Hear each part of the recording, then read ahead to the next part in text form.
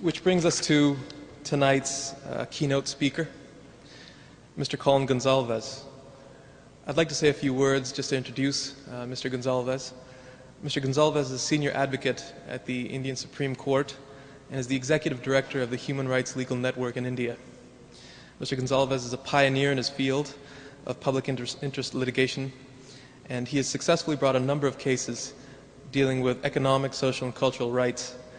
Many of these cases have been decided by the Supreme Court and have been set as precedents for the rest of the country. Mr. Gonsalves started his career as a civil engineer, but was drawn to the law through his work in unions and his concerns over labor issues and exploitation. In 2004, Mr. Gonsalves won the International Human Rights Award of the American Bar Association in public recognition of his contribution to the area of human rights. He's also the founder of the Indian Center for Human Rights and Law, an independent one-stop information center for anyone involved in public interest law. Tonight, Colin is accompanied by his wife, Preeti Verma, who is a well-known human rights activist and lawyer in her own right, and their beautiful baby daughter, Tara. So with no further delay, it's my pleasure to introduce Mr. Colin Gonsalves.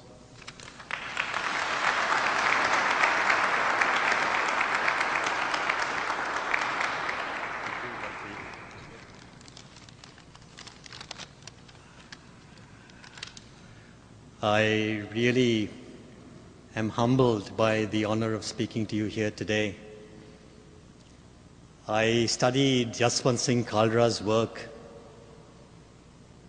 what he did to expose human rights violations in the Punjab,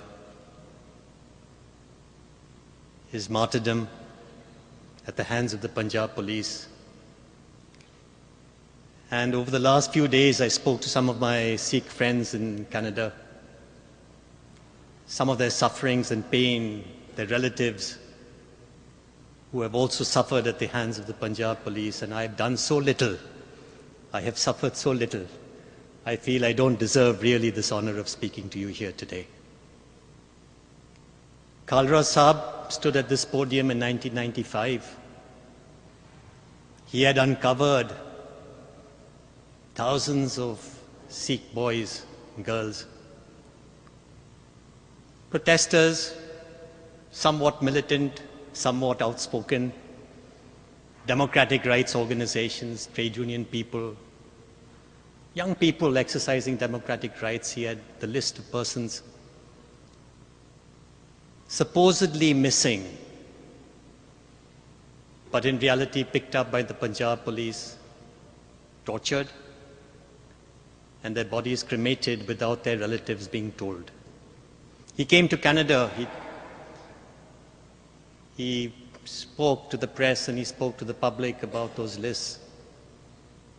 And he spoke here in the Parliament building.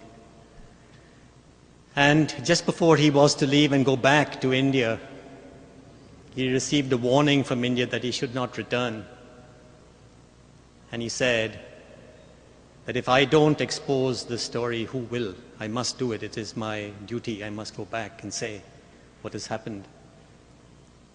And all the rest is history. We know that he went back to India, and then he was picked up from his house one morning, tortured, and his body thrown into the Bias.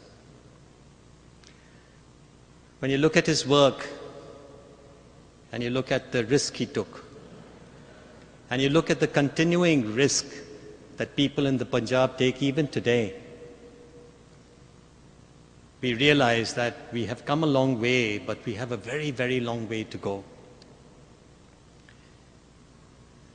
And I don't want to really lecture you very much about the condition of human rights in India today, but I will say a few words about the situation that exists. Many of you have relatives and friends in the Punjab. Many of you travel up and down. And we share the exuberance of India's 8% gross domestic product.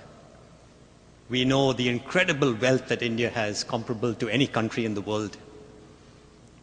We know the massive houses that Indians have, the BMWs and the Mercedes-Benzes that they drive, the wealth that they have, the economic power that they have, not just within India but in the world. The Sikh community has built India in no small measure as a powerful engine of change. And I suspect that in Canada you will build this nation also into a powerful economic force and a powerful democratic force as well. So we enjoy and we embrace this growth. And we are happy that India is doing as well as it does. But there is another side, and that's the reason why I'm here today. There's a dark side to India. And that is the side of hunger, poverty, deprivation, displacement, and destituteness. And we cannot imagine that a country with an 8% growth rate should have today 70% of its population below roughly $0.50 a day.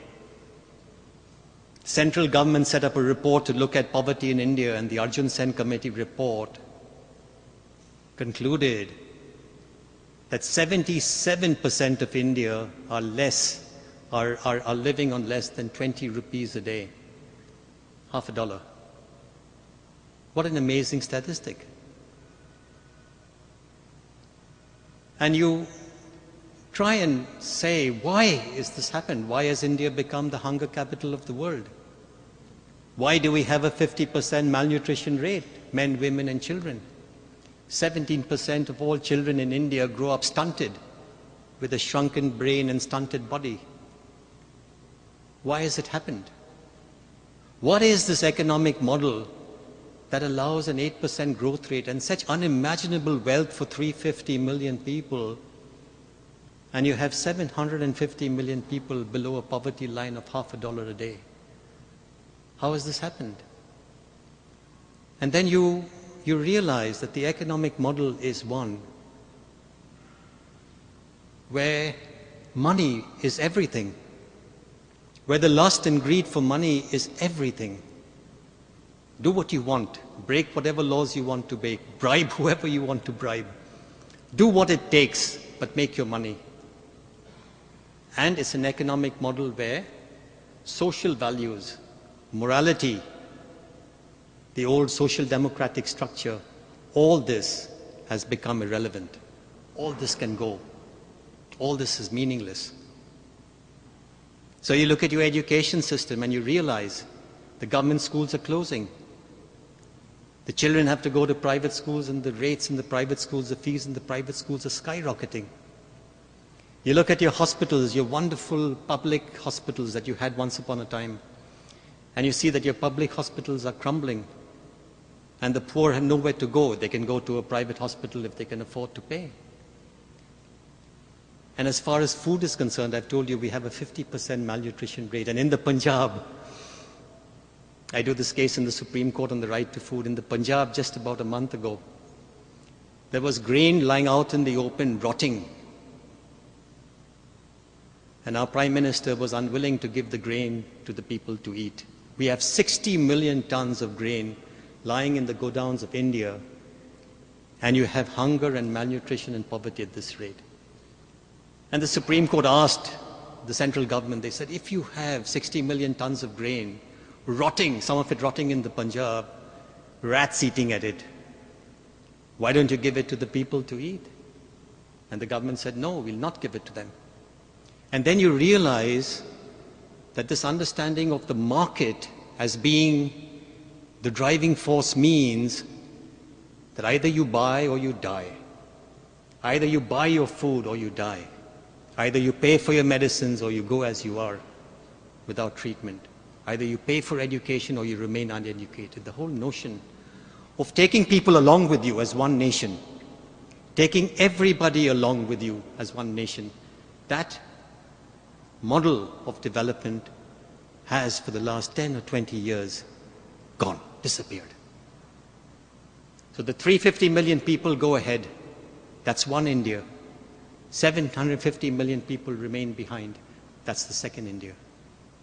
And this is the reality of modern India.